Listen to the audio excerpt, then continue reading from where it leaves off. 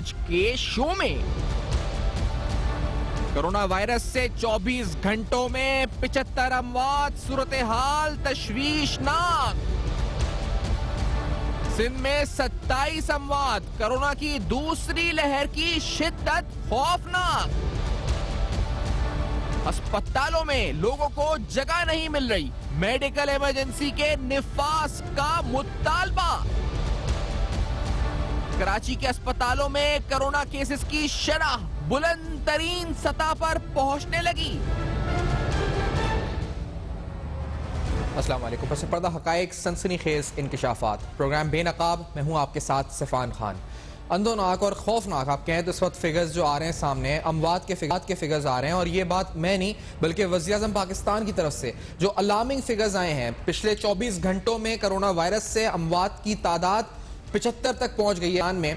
और इन फिगर्स के बारे में वज़ीर आज़म इमरान खान ने क्या फरमाया है, पहले आपको ये सुनाते हैं। ये पूरी एपीडीएम कैंपेन कर रही है।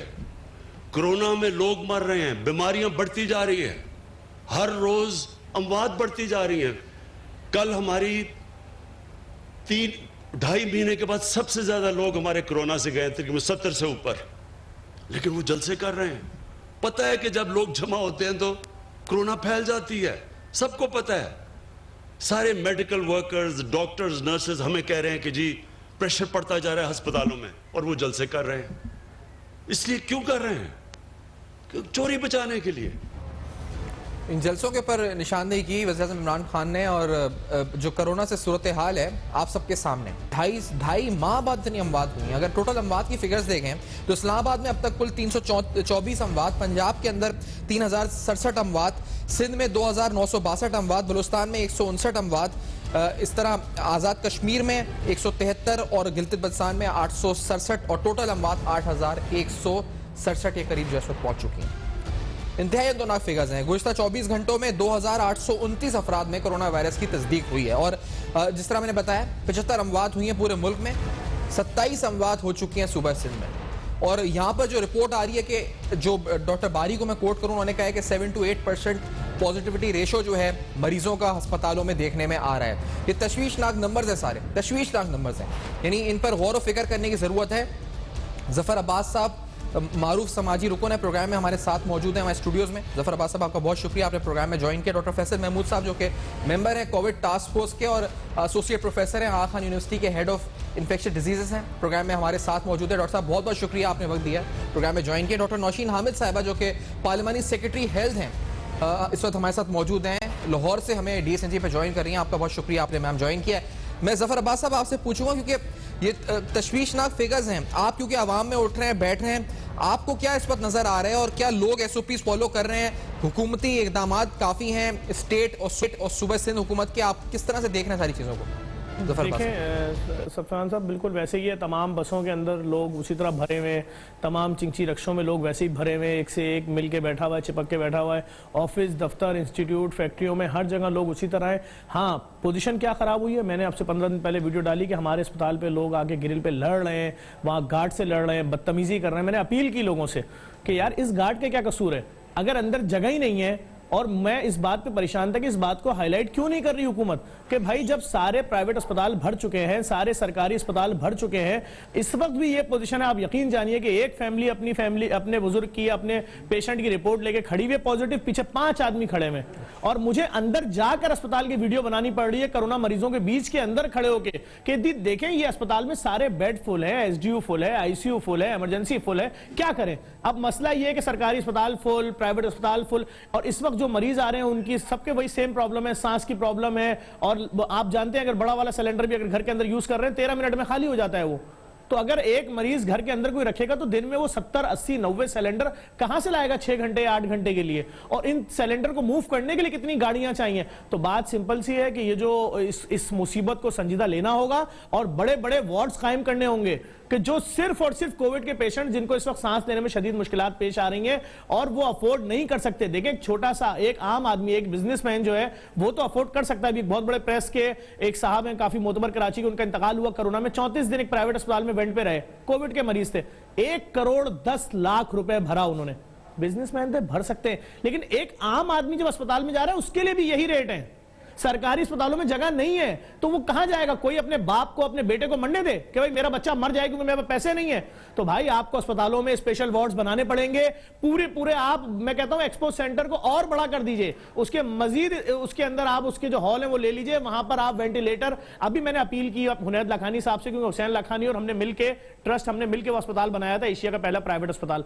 हमारे पास जगह कम पड़ गई, हम 20 बेडों पर एक और आईसीयू बना रहे हैं। हमने उसके लिए अपील की लोगों से कि हमें वेंटिलेटर दो, डायलिसिस दो, तो उसमें कामरान टिसोरी साहब ने हमें अभी मशीनें दी हैं और वेंटिलेटर के लिए हमने दोबारा अपील कर दी है। तो बात यह कि हम जितना लोड बर्दाश्त कर सकते हैं हम कर रहे हैं, हम फलाई इदारे हैं, लेकिन जिम्मेदारी ये रियासत की है, हुकूमत की है। राशन की बात आई थी, हमने एशिया का, दुनिया का सबसे बड़ा कोविड का राशन प्रोग्राम 4 महीने चलाया, लाखों बोरे राशन बांटे। लेकिन बात ये इस वक्त लोगों की जिंदगियां बचानी है। ये 75 का रेशो तो वो है जिनकी शिनाख्त हो पा रही है कोविड में मरे हैं। Exactly. कि भाई जिनको, अब मसला ये कि एक आदमी को समझ में नहीं आ रहा, अब्बू को तो सांस की प्रॉब्लम बचपन से थी, या अब्बू को सांस की प्रॉब्लम इतने अरसे से थी, हाँ सांस की प्रॉब्लम थी और इंतकाल हो गया ना, बॉडी अस्पताल गई, हाँ सिर्फ एम्बुलेंस में लेकर गए, इंतकाल हो गया, डॉक्टर ने कहा हाँ भाई डेथ हो गई है, खत्म, छुट्टी, डेथ सर्टिफिकेट बन गया। भाई बेतहाशा लोग मर रहे हैं, हर दूसरी तरफ से आवाज आना शुरू हो गई है पहले की तरह से कि इधर इंतकाल हो गया, उधर इंतकाल हो गया। मैं कल एक नमाज जनाजा में गया, फेडरल बी एरिया ब्लॉक 20 खैरुल उमल मस्जिद में। आप यकीन जाइए 5 मैयतें थी, उसमें से 2 मैयतें कोविड की थी। ये तो मैं एक मस्जिद की बात कर रहा हूं आपसे, और मैं आपको नाम लेकर बता रहा हूं। वाकई हालात हैं। मैं ऐसे पूछूंगा जफर साहब क्या इस वक्त सर्द खानों की भी सूरत हाल क्या है, लेकिन डॉक्टर फैसल महमूद साहब मुझे एक बात समझाएं, क्योंकि एक तो ये कि हम एसओपी से अमल नहीं कर रहे हैं, मैं पूछूंगा आपसे नहीं कर रहे, वो भी उसको भी अब बात करें। दूसरा, क्या ये जो सेकेंड वेव जिसको हम कह रहे हैं ये कुछ अलग सी है? क्योंकि जिस तरह आप ये बता रहे हैं जफर अब्बास साहब के 5 में से 2 मैयत है कोविड की, सांस का मसला ज्यादा उस पर लोगों को हो रहा है, तो ये कोई अलग वायरस है? ये कोई खतरनाक वायरस आ गया है लोगों में? क्या हो क्या गया? लोग, हमें पता भी है ये कोविड ही है, इसका कोई पार्ट 2 आ गया, क्या हो गया इस पर डॉक्टर साहब? नहीं, ये वायरस, हाँ, तो ये वायरस बिल्कुल वही वायरस है जो पहले था। अच्छा। इसमें कोई तब्दीली नहीं है। जो बीमारी हम देख रहे हैं उसमें कोई तब्दीली नहीं है। इशू बस ये है कि बीमारी, ये वायरस इतना फैल गया है, इतने ज्यादा लोगों को हो गया, हम एसओपी से फॉलो कर ही नहीं रहे ना। ये तो जिस रफ्तार से फैल रहा है, एक दफा ये फैलता है तो 1 से 4 से 6, मतलब ये तो तेज से मल्टीप्लाई होता है। एंड इसी के असरात हम देख रहे हैं, जो हमने नहीं किया पिछले महीने, अब उसके असरात हम अब नजर आ रहे हैं। सही। तो आपको लगता है इसमें जिम्मेदारी बहसत इनफरादी भी लोगों की है और रियासत की भी जिम्मेदारी है कि उसने शायद ये कम्युनिकेट सीरियसली नहीं किया जिस तरह पहले किया था? देखिए, जिम्मेदारी तो दोनों तरफ बनती है, बट बॉटम लाइन तो जिम्मेदारी हमारी है ना। अगर हम एसओपी फॉलो नहीं करेंगे, अगर हम हुजूम में जाएंगे, अगर हम मास्क नहीं पहनेंगे, अगर हम हाथ नहीं धोएंगे, तो ऑब्वियसली बीमारी तो लगेगी, और वही बीमारी हम घर लेके आएंगे, और जब आपके बूढ़े लोगों को लगेगा तो अमात होगी। सही। और आप मुझे बता सकते हैं कि कुछ इस तरह के नंबर्स हैं कि हमने, जिसमें मैंने शुरू में कहा डॉक्टर बारी को कोट करके कि वो कह रहे हैं कि उनके अस्पताल में 7 से 8% तक पॉजिटिविटी रेशो है, ये क्या बढ़ चुका है फर्स्ट वेव के पीक से, या फिर ये इतना ही था या इससे ज्यादा था पहले जून में? देखिए, पॉजिटिविटी रेशो बहुत अच्छा तरीका नहीं है देखने के लिए कि आपका केसेस कितने, बिकॉज पॉजिटिव रेशियो इस पे भी डिपेंड करता है कि आप टेस्ट कितने कर रहे हैं। और पहले वेव के शुरू में हम टेस्ट कम कर रहे थे, तो उस पर तो पॉजिटिव रेशियो इवन 23-24% पे था, मगर उसकी बुनियादी वजह थी कि टेस्ट उस वक्त निस्बतन कम हो रहे थे। अगर हम कंपेयर करें तो हमारी पॉजिटिव रेट बिल्कुल 1% पे थी कुछ महीने पहले, और अब वो बढ़ के 6, 7, 8, 9, 10 पे आ रही है। तो ये मतलब अगर कंपेयर करें तो काफी ज्यादा है पहले से, काफ़ी ज़्यादा हो चुका है। अलार्मिंग सिचुएशन है। डॉक्टर फैसल महमूद साहब के साथ हैं, नौशीन आमिर साहब भी साथ हैं। जो जफर अब्बास साहब ने चीज़ों के निशान, बड़ी इंपॉर्टेंट चीज़ है कि अस्पताल होने चाहिए, बेड्स होने चाहिए, हुकूमत क्या कर सकती है, नौशीन आमिर साहब से पूछेंगे। मैंने सुना है इस्लामाबाद में अस्पताल भर चुके हैं। रहमान मलिक साहब ने अभी एक सैनिटरी स्टैंडिंग कमेटी से अपील की है कि इमरजेंसी नाफिज की जाए। इस ब्रेक के बाद अहम सवाल, हमारे साथ रहेगा।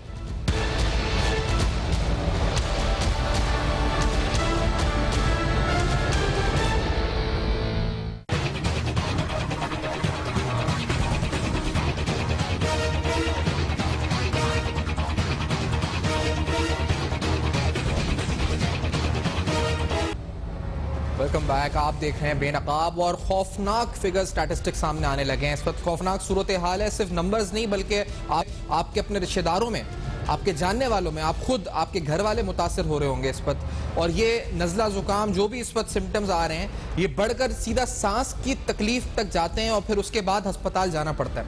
लेकिन अस्पताल जाने के बाद क्या हो रहा है ये भी आपको बता रहे हैं। जफर अब्बास साहब बता रहे हैं कराची में क्या सूरत हाल है। आज सेनेट की स्टैंडिंग कमेटी ऑन इंटीरियर के जो चेयरपर्सन है रहमान मलिक साहब, उन्होंने इस्लामाबाद की सूरत जमाने से बताई है जो उनको कंप्लेंट्स मौसूल हुई हैं। ये जरा सुनते हैं कि सिर्फ अक्कासी हो के इस्लामाबाद में बेड्स की सूरत हाल क्या है। Let's hear this.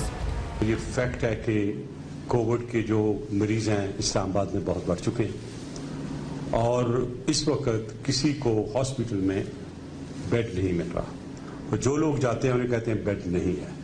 और इस्लामाबाद के सारे हॉस्पिटल प्राइवेट भी और जो सरकारी हैं वो भी मौजरत कर रहे हैं। लिहाजा हुकूमत से ये मेरी अपील है, बल्कि एडवाइस है उनको कि अब ये जो सेकंड वेव आई है ये इससे बहुत लोग जो हैं वो अफेक्ट हो रहे हैं।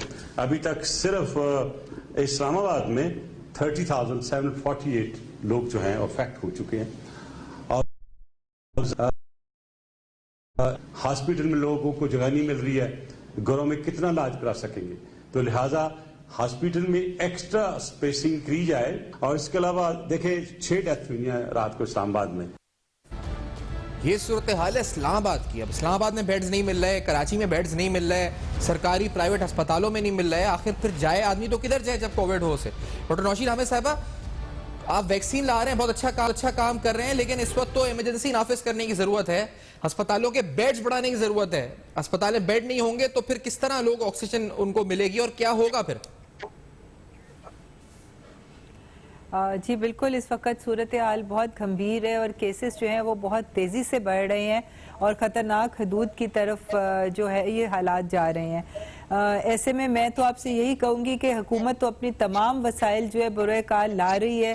हमने बेड्स की तादाद भी मुख्तलिफ हॉस्पिटल्स में बढ़ाई है। इस्लामाबाद का जो इन्फेक्शस डिजीज़ आइसोलेशन हॉस्पिटल है उसको भी कोरोना के लिए मुख्तस कर दिया गया है और उसके अलावा बड़े हॉस्पिटल्स है पिम्स वगैरह, वहाँ पर भी जो है वो कोरोना के लिए बहुत सारे वार्ड्स जो मेडिकल कोरोना, तो इस वक्त के को अपनाए, क्योंकि जिस तरीके से हम देख रहे हैं कि इस वक्त लोगों का जो एटीट्यूड है कि आप आज भी बाजार में चले जाएं, आप आज भी सड़कों पे बाहर निकल आएं, किसी भी शॉप पे चले जाएं, किसी भी आप रेस्टोरेंट में चले जाएं, लोग एसओपीज को नहीं फॉलो कर रहे हैं और उसको भी भर गए। इसका मतलब ना अभी रहमान मलिक साहब जो कह रहे हैं कि वो भी भर गए बेड जो आपने बढ़ाए हैं, तो अब और बढ़ाने का कोई मंसूबा है? क्योंकि अब तो भर गए जो बढ़ाए थे आपने। जी बिल्कुल, देखिए जैसे जैसे ये केसेस की तादाद बढ़ रही है, जाहिर है कि हम लोग अपनी कैपेसिटी जो है वो बढ़ाने की कोशिश कर रहे हैं हॉस्पिटल्स की, क्योंकि इस वक्त खाली कोरोना नहीं, साथ और सीरियस पेशेंट्स भी आ रहे हैं, हार्ट अटैक्स भी हो रहे हैं, स्ट्रोक्स भी हो रहे हैं, इस तरह के रोड एक्सीडेंट्स भी हो रहे हैं। आप सारे हॉस्पिटल्स को तो नहीं बंद कर सकते, आपको उन लोगों को भी तो देखना है ना जी। तो इसलिए आपको साथ साथ सारे सिस्टम्स को चलाना है। मगर बहरहाल इस वक्त बिल्कुल ये बात सही है कि हेल्थ सिस्टम जो है वो बिल्कुल चोक हो रहा है और इसीलिए लॉकडाउन्स का दायरा कार भी बढ़ाया जा रहा है ताकि कम से कम लोगों का इंटरेक्शन हो। इसमें मेरी तो दरख्वास्त यही है कि लोग एहतियाती तदाबीर अपनाएं और कोशिश करें कि फिजिकल डिस्टेंसिंग रखें, सोशल डिस्टेंसिंग रखें, ताकि केसेस का जो है उसकी तादाद कम हो और ना हॉस्पिटल्स के थोड़ी और वजाहत भी अगर आप कर सकें कि हुकूमत क्या कोशिश कर रही है सिलसिले में बेड्स बढ़ाने के लिए? अब जो आपने पहले किए हैं वो, उसके अलावा मौजूदा सूरत हाल में क्या कोशिश कर रही है गवर्नमेंट? क्या नए बेड्स कहाँ पे बनाने लगे? इस्लामाबाद की अगर बात करें आपसे तो जी देखिए, इस वक्त हुकूमत जो है वो प्राइवेट हॉस्पिटल्स के साथ भी राब्ते में है और उनके साथ भी जिस तरह पहली वेव के अंदर MOU साइन हुए थे कि जो ऑक्सीजन बेड्स हैं और जो वेंटिलेटर्स हैं उसके बारे में हुकूमत ने MOU साइन किए थे कि वो पेमेंट गवर्नमेंट करेगी मगर वो हमारे पेशेंट्स को अकोमोडेट करेंगे। तो जाहिर सी बात है कि हुकूमत की तरफ से तो अपनी पूरी कोशिशें जारी हैं, मगर इन्फ्लक्स इतना ज़्यादा है, इतने ज़्यादा पेशेंट्स इस वक्त आ रहे हैं कि मुश्किलात का सामना हो रहा है। जी बिल्कुल, बड़ी अहम बात आपने की कि चोक हो रहा है हेल्थ सिस्टम पाकिस्तान का। जफर अब्बास साहब मुझे बताएं, क्योंकि जब हेल्थ सिस्टम चोक हो रहा है, मैयतें बढ़ती जा रही हैं, कल 27 कहा गया कि ईडी सेंटर में आई, यहाँ पर इतनी फैसिलिटीज अवेलेबल हैं, जिस तरह अमवात बढ़ रही हैं, खुदा ना खास्ता अल्लाह सबको महफूज रखे, लेकिन जो सूरत हाल है वो तो तशवीशनाक और बड़ी अजीब सी बनती जा रही है। देखिए बात यह है कि जो पहले सिस्टम था कि अगर कोई कोविड का मरीज आ रहा है, उसकी एंट्री हो रही है, अगर खुदा ना खास्ता उसका इंतकाल हो रहा है तो DC भी वहाँ खड़ा हुआ है, वहाँ पर एक रेंजर्स का एहलकार भी खड़ा हुआ है, वहाँ पुलिस वाला भी खड़ा है, मैयत अपनी निगरानी में जा रही है, तो आपके पास फिगर्स शायद आ भी रहे थे। अभी तो छोटे मोटे अस्पतालों में लाइन लगी हुई है लोगों की, लोग लेकर जा रहे हैं। अच्छा, बात यह है कि वेंटिलेटर, मेरा अपना तजुर्बा जो रहा है, हमने वेंटिलेटर से ज़्यादा जो देखा लोगों को फैसिलिटेट किया अपने अस्पतालों में, वो हमें बाई पाइप और सी पाइप के ज़रिए हमने लोगों को उस पर रखा, और जिससे मैं समझता हूँ वो सेहतयाब भी हुए और अपने घरों पे गए ज़्यादातर केसेस। और उसके बाद अगर वेंटिलेटर की ज़रूरत पड़ी तो उसका इस्तेमाल हुआ। इन ऑक्सीजन का तो हमने पाकिस्तान ऑक्सीजन से पूरा सेटअप लगाया हुआ है। इस वक्त पोजीशन ये है कि जो छोटे अस्पतालों में केसेस आ रहे हैं, प्राइवेट अस्पतालों में, कराची में प्राइवेट अस्पतालों का एक जाल है। अगर मैं सिर्फ मलिर 15 पे खड़ा हो जाऊँ तो मेरे लेफ्ट राइट निहाल ये वो 25 अस्पताल हैं। तो बात ये कि भाई ये डाटा, असल डाटा कैसे पहुंचेगा आपके पास? आपको कैसे मालूम होगा इस वक्त कितने लोग कोविड से मर रहे हैं? जो पहले एक सूरत हाल थी, लोगों को आगाह किया जा रहा था कि भाई नमाज जनाजा में सिर्फ 6 आदमी शरीक हों, 7 आदमी शरीक हों, ये कोविड, अभी वो सब चीजें खत्म हो चुकी हैं। अभी एक कोविड के मरीज का जनाजा उठ रहा है, उसमें सारा इलाका कंधा भी दे रहा है, सब कुछ कर रहा है। अभी ये सब चीजें इस वक्त बहुत ज्यादा स्पीड में हो रही हैं। इसको अवेयर करने की जरूरत है, लोगों को बताना पड़ेगा कि भाई ये दोबारा से इसकी इतनी खतरनाक लेयर आ चुकी है और ये सूरत हाल है, इस पे काम करना पड़ेगा हुकूमत को। चाहे वो किसी भी तरीके से लोगों को अवेयर करें, बैनर लगाएं, पोस्टर लगाएं, टीवी पे ऐड चलाएं, कुछ भी करें, रेडियो, टेलीफोन कॉल पे जो रिकॉर्डिंगें चल रही हैं उसमें बताएं कि भाई अभी भी वही एहतियात आपको करनी है। जो कोविड की मैयत है उसके क्या प्रोटोकॉल्स हैं, कब्रिस्तानों में इनके लिए अलग जगह है, सेम जगह है क्या नहीं है, सब चीजें आपको वैसे बोलनी पड़ेंगी भाई। एग्जैक्टली फैसल साहब, क्योंकि ये बहुत से लोग समझ रहे हैं कि आप वो गाइडलाइंस फॉलो ही नहीं करनी जो कोविड की डेथ्स हो रही हैं, और फिर जिस तरह अभी जफर साहब बता रहे हैं कि बहुत से लोग तो डिक्लेयर ही नहीं हो रहे कि कोविड है, और ये बहुत से टेस्टों में डिटेक्ट भी नहीं हो रहा, ये भी सुनने में आ रहा है। तो फिर ऐसे सूरत में मैयतें, जनाजे, उनमें क्या फिर सूरत हाल आवाम को इख्तियार करनी चाहिए डॉक्टर साहब? तो देखिए, आपके जो प्रोटोकॉल्स है वो तो वही है जो पहले भी थी, और वो ही जारी रहेंगे, और वही बातें जो कि हम डे 1 से कह ही जा रहे हैं। एंड रियली लोगों के, कुछ लोगों को लगता है कि कोविड नहीं है, कुछ लोगों को लगता है कि ये रियल नहीं है, मगर इसमें तो कोई तब्दीली नहीं है। वही SOPs हैं, आप हजूम वाली जगहों पे ना जाएं, कम से कम लोग जाएं, मास्क पहने, हाथ धोएं। एंड चक्कर ये कि लोग बिल्कुल, मैं आप दोनों के से एग्री करता हूं कि लोग तो बिल्कुल ही फॉलो नहीं कर रहे हैं। एंड आई डोंट नो क्या है कि क्या किया जाए इसको फॉलो करने के लिए। लेकिन डॉक्टर साहब, ये जो नहीं कर रहे फॉलो, आप बता सकते हैं कितना खतरनाक है ये मर्ज? यानी ये मामूली नजला जुकाम जो लोग समझ रहे हैं उनको आप कोई पैगाम देंगे कितना खतरनाक हो सकता है ये नजला जुकाम से आगे कहां तक बात जा सकती है? बिल्कुल, और ये देखिए, हम लोग बहुत फोकस करते हैं कितने लोग मरे, कितने लोग वेंटिलेटर पे हैं, कितने लोग बाईपैप पे हैं, कितने लोग ऑक्सीजन पे। याद रखिए, जो लोग ऑक्सीजन पे भी नहीं जाते, जो इनको सिर्फ ये बीमारी है, उनकी भी तबीयत बहुत खराब होती है। जो लोग बीमार होते हैं, अगर ऑक्सीजन ना भी लगे तो वो तो बिस्तर पे पड़े होते हैं जिस्म के दर्द के साथ। बीमारी खत्म होने के बावजूद भी ये इसके असरात महीनों तक रहते हैं। लोग ऐसे मेरे पेशेंट्स हैं जो कि काम नहीं कर सकते, इवन दो वो कभी हॉस्पिटल दाखिल ही नहीं हुए, मगर इतने बीमार हैं और अभी तक उनकी तबीयत खराब है। आप ऑक्सीजन से उतरते हैं तो आपकी कभी कभार ऑक्सीजन हफ्तों तक लगी रहती है, वो बेहतर नहीं होती। तो इवन तो हम आपकी बात करते हैं तो बहुत छोटा प्रोपोर्शन है हमारे जो हेल्थ के और ये जो हमारी वर्कफोर्स पर असर हो रहा है, और ये तो सब लोगों में देखा जाता है। तो ये बहुत खतरनाक बीमारी है, इस पर तो खास एहतियात करनी की बहुत खतरनाक बीमारी है। मैं सवाल हम उठाएंगे कि क्या फिर मुकम्मल लॉकडाउन हल है इस पर? क्योंकि जब हेल्थ सिस्टम नामा साहब कह रही हैं तो फिर क्या हमें दोबारा से मुकम्मल लॉकडाउन की तरफ जाना पड़ेगा, जो कि अनफॉर्चुनेटली बिल्कुल भी कोई भी फेवरेबल डिसीजन नहीं है। लेकिन क्या मामला वहीं जा रहे हैं? इस ब्रेक के बाद अहम तरीन सवाल उठाएंगे, हमारे साथ रहिएगा।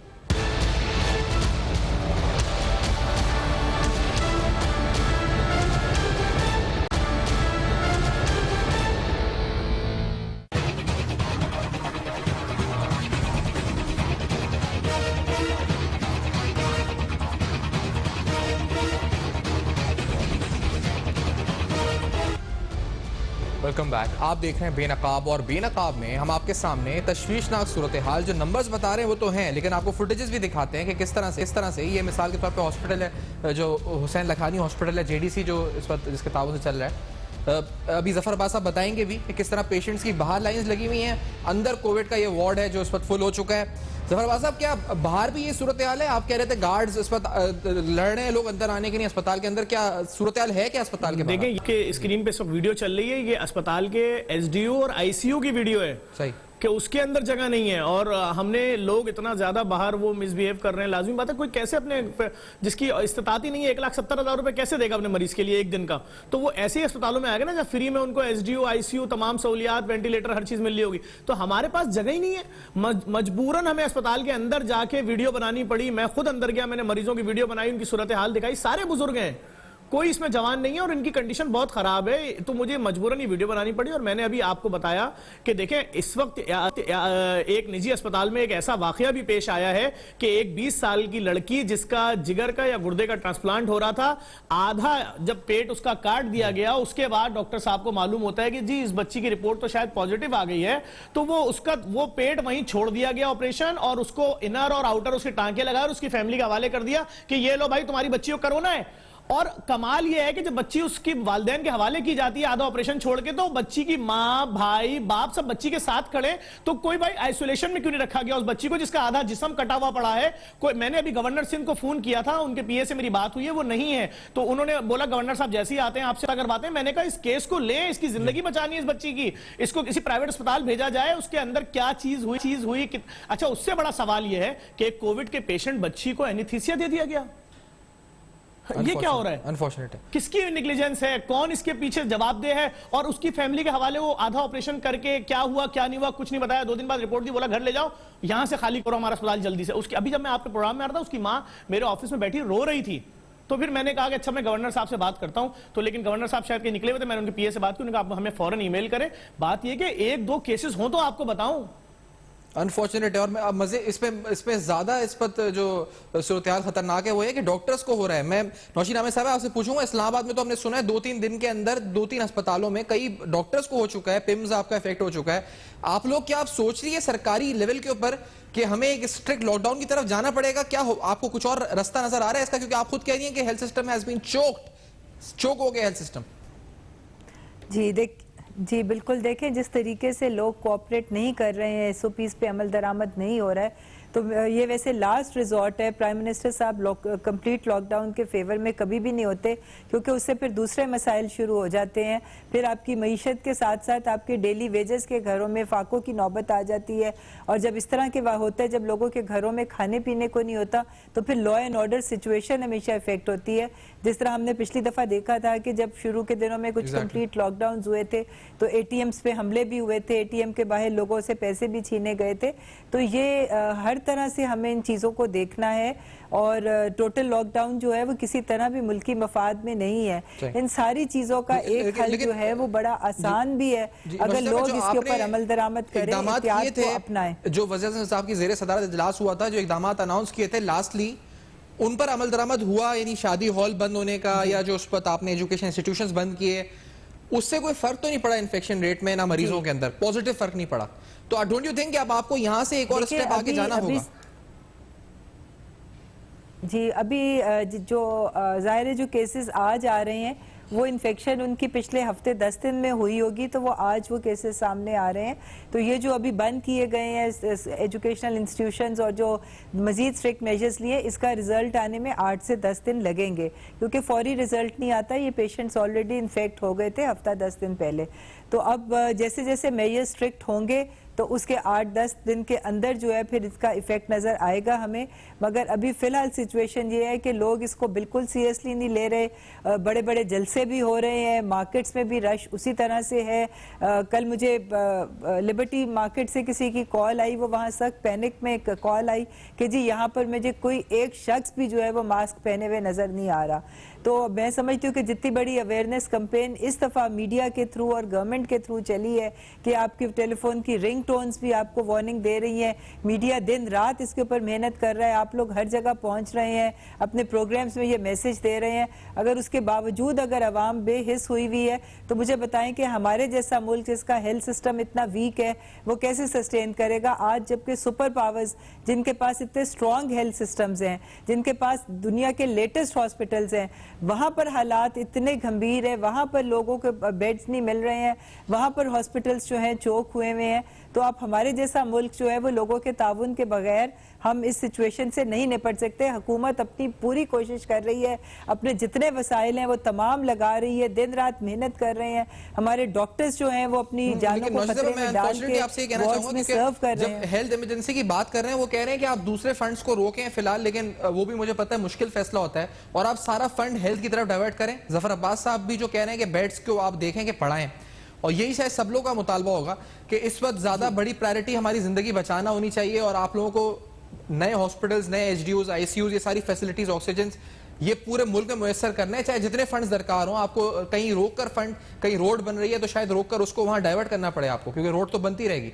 डॉक्टर साहब, मशीन साहब जी, आपके इल्म में होगा कि ऑलरेडी जो है वो एक स्टिमुलस पैकेज 1200 अरब रुपए का कोविड के लिए जो है वो मुख्तस किया गया है, वो तो और एनडीएमए के पास वो फंड्स मौजूद हैं और वो यूटिलाइज भी हो रहे हैं। जी, वो आपने जो इंडस्ट्रीज को दिया है, लेकिन ये मैं बोल रहा हूं कि अस्पतालों में बेड बढ़ाने के लिए बोल रहा हूं। कर सकता हूं मैं सिफान साहब? जी जफर साहब। देखें, डॉक्टर साहिबा पार्लियामेंट्री सेक्रेटरी हैं, मैं इनसे रिक्वेस्ट करूंगा पूरे कराची, पूरे सिंध की जानिब से, हमारे सिंध में एक ही दिल का बड़ा अस्पताल है कार्डियो, गवर्नमेंट जो वफाक का है, वफाक के अंडर में, वहां पर एक नया रूल पास कर दिया गया है कि अब अगर किसी मरीज को ओपीडी करवानी है, उसकी हार्ट की उसको कोई तकलीफ है, तो वो रात में 2 बजे आके बाहर सड़क पे, फुटपाथ पे बैठ जाए जहां कुत्ते बिल्ली घूम रहे शदीद सर्दी में, और सुबह 4 बजे गार्ड आएंगे, उनको बोलेंगे औरतें सड़क के उधर उस तरफ खड़ी हो जाए, मर्द सड़क के इस तरफ खड़े हो जाए, और सिर्फ 100 मरीज मर्द उनको टोकन दिए जाएंगे, 100 औरतों को दिए जाएंगे। अब तुम पूरे सिंध में कहीं से भी आए हो, तुमने वहीं लाइन में फिर बैठे रहो, 1 दिन 2 दिन 3 दिन, कभी ना कभी तुम्हें टोकन मिलेगा, और 100 लोग अंदर जाएंगे, मर्द और 100 औरतें।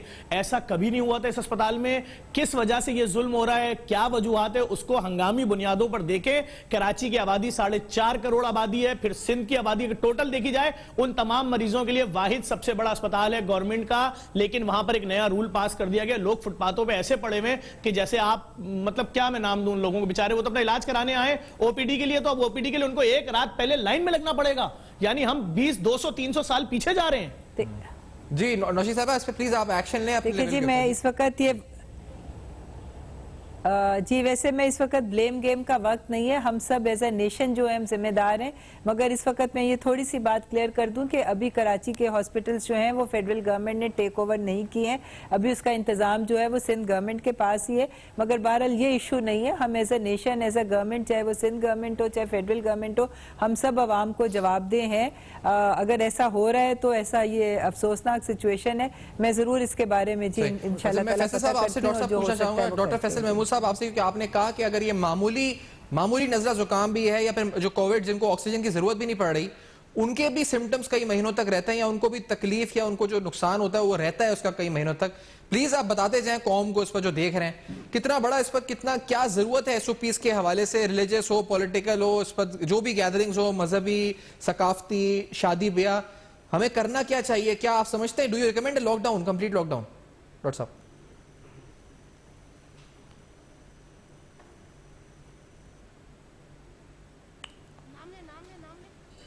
डॉक्टर फैसल महमूद साहब की आवाज हम तक नहीं आ रही है। जी डॉक्टर साहब। डॉक्टर फैसल महमूद साहब, आपको मेरी आवाज आ रही है? नहीं जी, डॉक्टर साहब का राब्ता शायद मुनक़ता हुआ है, स्काइप का कनेक्शन है इस पर शायद वीक हुआ है। लेकिन जफर साहब, आप क्योंकि राशन तकसीम करते रहे हैं तो आप हक में होंगे अगर खुदा ना खास्ता इस तरफ बात बढ़े, क्योंकि इन इक़दामात से तो कोई नताइज फिलहाल नजर नहीं आ रहे। डॉक्टर साहब देखिए, मैं तो इस वक्त ये बोलूंगा कि लोग जो इस वक्त परेशान है इलाज के लिए, सबसे पहले मरहले में तो हमें ये देखना पड़ेगा, एक गरीब आदमी सही है डेली 10 रुपए का एक मास्क खरीदे, उसके घर में बीवी बच्चे माँ बाप सब है, सही है, डेली का 150 रुपए का अगर वो खर्चा करता है तो 4,500 रुपए महीने का वो खर्चा ये कर रहा है।